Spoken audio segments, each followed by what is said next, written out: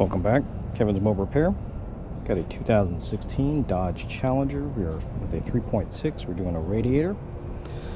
So I'll show you how we went about doing this. Radiator's down here where most of them are at. AC condenser is attached to the radiator.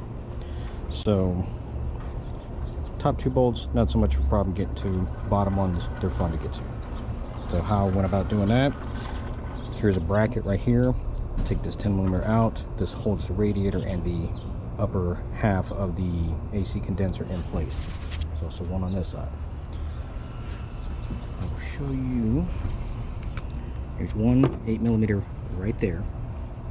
There's another 8mm down at the bottom. This one in between these two pipes, the 8 is right there, and the other one is down at the bottom. So what you'll do is once you take these brackets out, you can push the radiator and condenser assembly forward, then you can get to the 8mm here and the 8mm down at the bottom on both sides. And then that way the AC condenser just sits in there and you'll be able to pull it backwards towards the front of the car and then be able to extract the actual radiator itself. So hoses, you can do the same thing. The clamps are kind of tight here in this position. I have special pliers, but I can get to it with no problem. Once you push the radiator itself forward, then you'll be able to get to the clamp here a whole lot easier if you need to do that. I just take off the entire upper radiator hose because it makes it easier. The bottom, not so much of a problem right down there.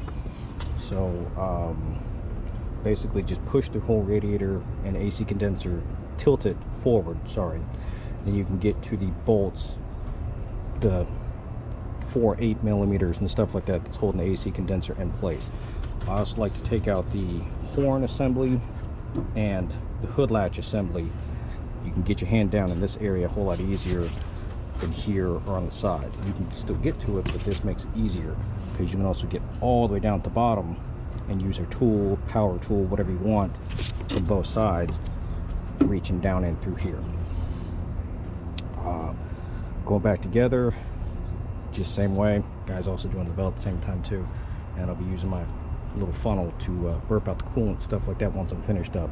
Oh, the air filter housing and stuff like that comes out too. Other than that, overall, this is about a 45-minute to an hour job.